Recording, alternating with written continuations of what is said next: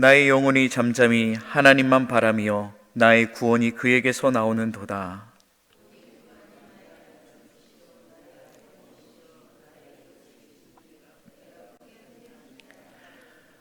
넘어지는 담과 흔들리는 울타리 같이 사람을 죽이려고 너희가 일제히 공격하기를 언제까지 하려느냐?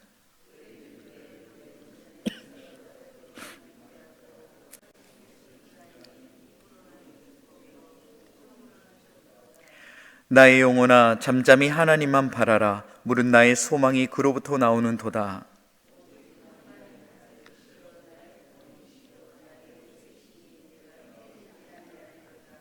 나의 구원과 영광이 하나님께 있으며 내 힘의 반석과 피난처도 하나님께 있도다.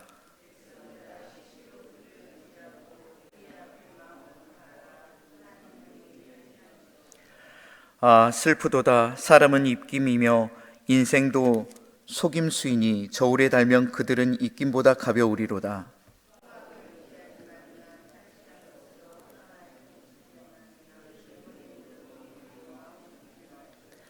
하나님이 한두 번 하신 말씀을 내가 들었나니 권능은 하나님께 속하였다 하셨도다. 함께 읽겠습니다.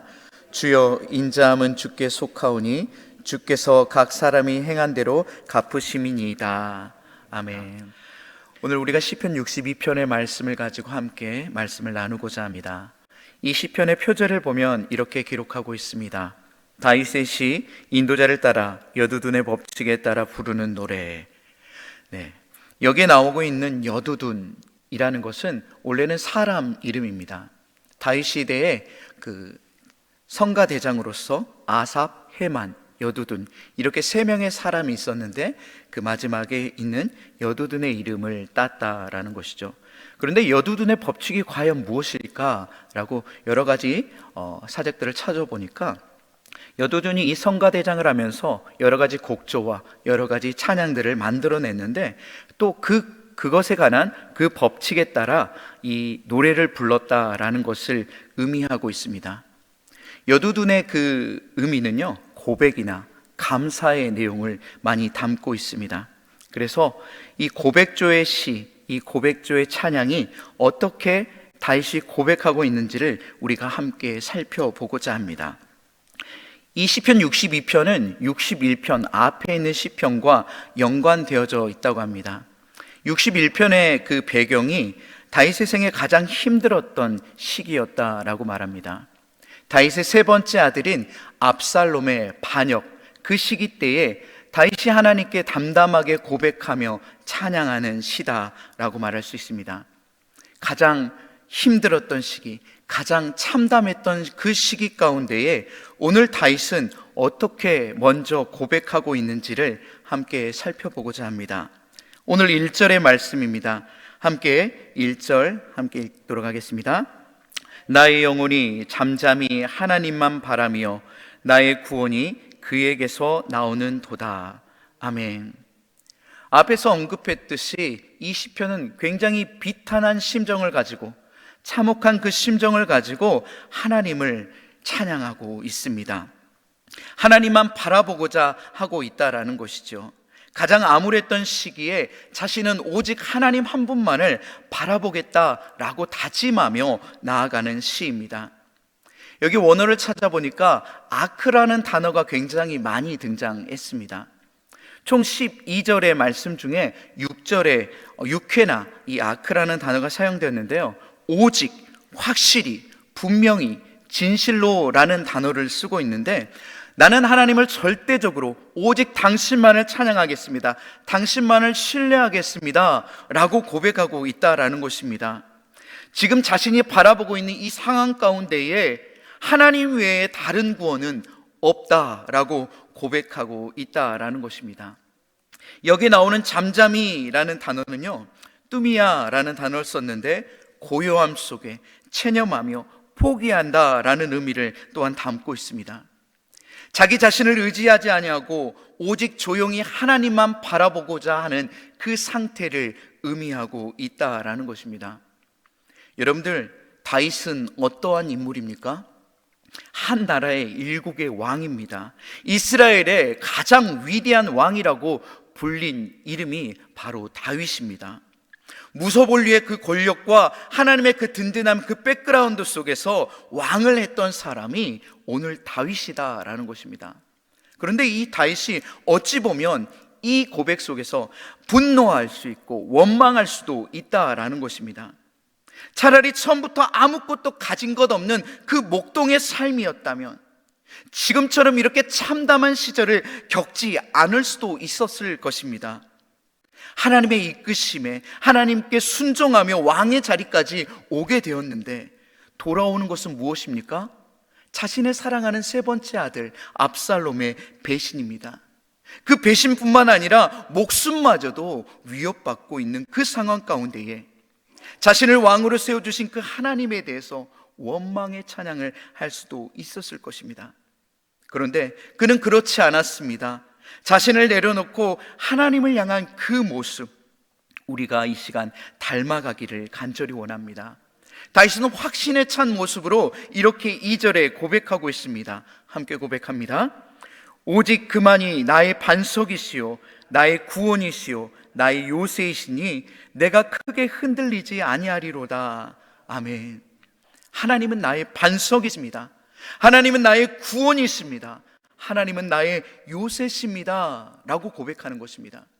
이것은 하나님이 나에게 그렇게 해주실 거야 라는 어설픈 소망 가운데 부르짖는 것이 아니라 하나님, 내가 당신을 이렇게 믿습니다, 이렇게 고백합니다 라고 선포하는 것입니다.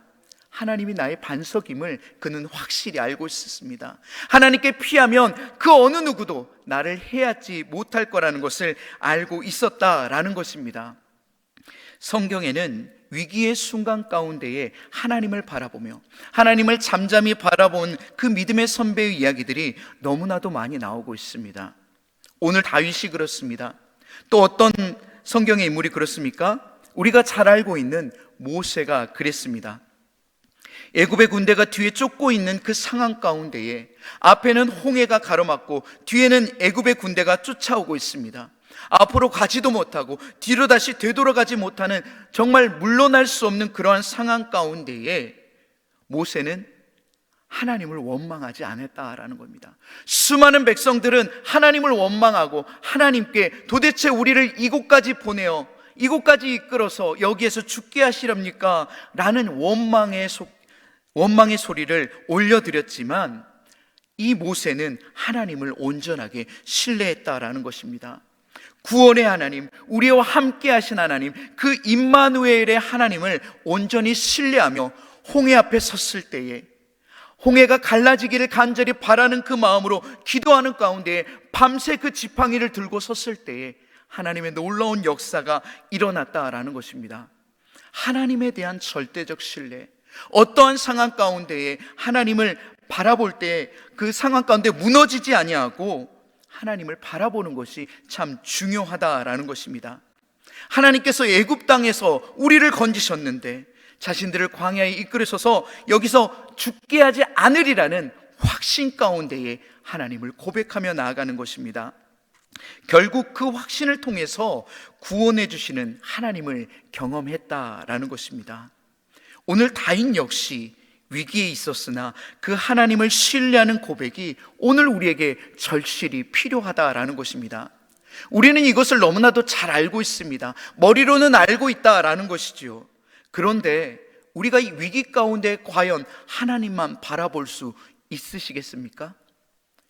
주위를 바라보며 어떠한 다른 사람의 도움을 구하려고 먼저 발버둥 치지 않겠습니까?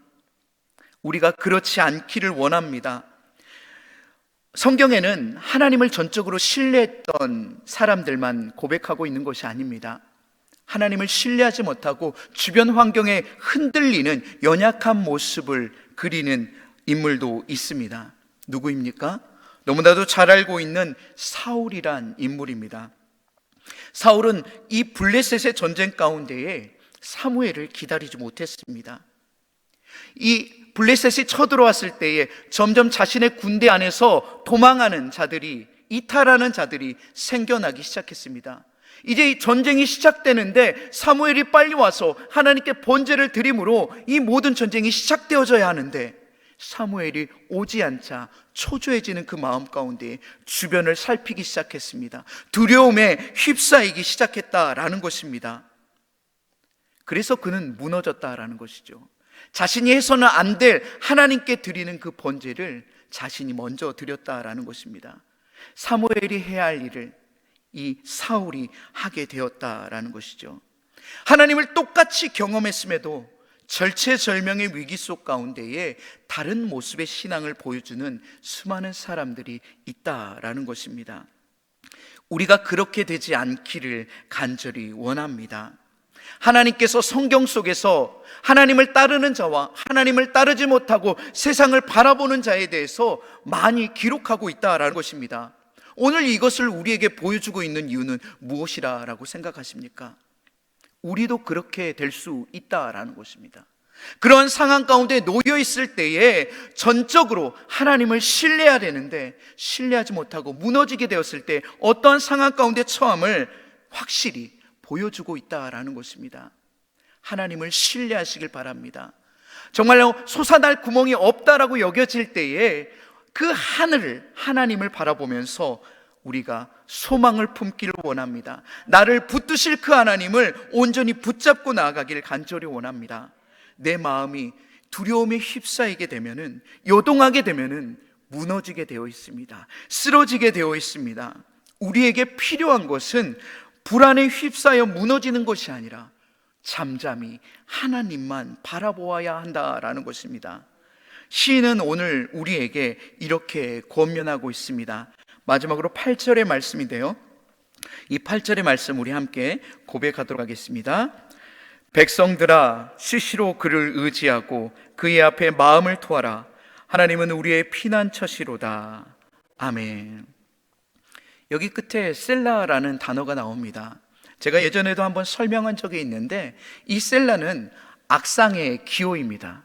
그렇기 때문에 우리가 이 말씀을 읽는 가운데 읽지 아니하는 것이죠. 그럼 이 악상의 기호는 도대체 무엇을 의미합니까? 모든 악기들과 함께 합주되어 있는 이 상황 가운데에 갑자기 악기가 딱 멈추는 것이죠. 그렇게 멈추는과 동시에 소리를 높여 이 부분을 크게 찬양한다라는 것입니다. 즉 이 부분을 강조하고 있다라는 것이죠. 모든 악기가 갑자기 조용히 딱 멈추는 그 순간, 백성들아, 시시로 그를 의지하고 그의 앞에 마음을 토하라. 하나님은 우리의 피난처시로다. 이렇게 고백하며 찬양한다라는 것입니다. 다윗은 오늘 우리에게 이것을 권면하고 있습니다. 시시로, 때때로, 종종, 매일 하나님을 의지하라라고 말합니다. 그의 앞에 내 마음을 쏟으라라는 것입니다. 내 마음을 모든 것을 토로했을 때에 우리 하나님께서 들으시고 우리의 피난처가 되십니다. 우리의 요새가 되어주시겠다 말씀하고 있다라는 것입니다.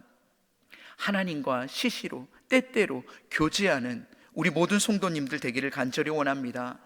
나의 피난처임을 인지하며 나아갈 때에 하나님이 내게 위로와 평안을 주신다라는 것입니다. 이것을 믿고 나아가길 원합니다.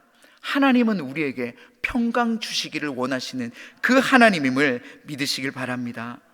내가 그분을 정말 신뢰하고 친구처럼 내 모든 것을 토로하며 나아갈 때에 자격 없는 우리를 친구라 오늘 불러주시며 안아주시고 위로해 주신다라는 사실을 꼭 기억하기를 간절히 원합니다. 이것을 믿고 어떠한 상황 가운데도 잠잠히 하나님만 바라보는 우리 모든 성도님들 되기를 주님의 이름으로 간절히 축원합니다. 기도하시겠습니다. 사랑의 하나님 아버지, 참 감사합니다. 오늘도 새벽을 깨워 주의 제단에 나오게 하시고 하나님의 말씀을 듣게 하시니 감사합니다. 하나님만 바라보는 것이 쉽지 않은 일임을 우리가 너무나도 잘 알지만 그럼에도 불구하고 우리가 하나님만 바라보기를 원합니다. 믿음의 선배들이 모든 환경이 닫혔다라고 여겨졌을 때에 하나님을 신뢰하며 바라보았습니다. 하나님의 일하심을, 역사하심을 바라보았습니다. 우리 역시 위기의 상황 가운데에 당황하지 아니하고 우리가 믿는 그 하나님을 바라보기를 원하오니 주여 인도하여 주옵소서. 이렇게 위기의 상황에 다윗이 하나님을 바라볼 수 있었던 그 이유는 시시로, 때때로 하나님께 자신의 마음을 토로했다는 것입니다. 오늘 이 새벽에 상한 심령이 있거나 절망 가운데 부르짖기를 원하는 성도가 있다면 하나님 앞에 토로하기를 간절히 원합니다.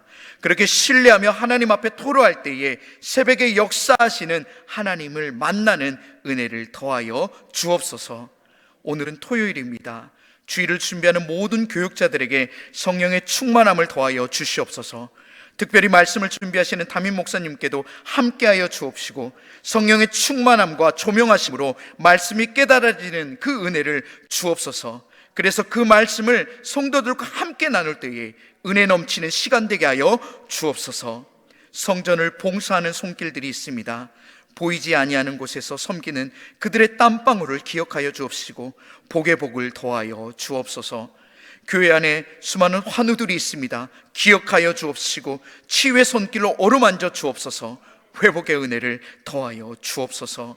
모든 것 감사 영광 돌리며 우리를 구원하신 나사렛 예수 그리스도 이름으로 기도드립니다. 아멘.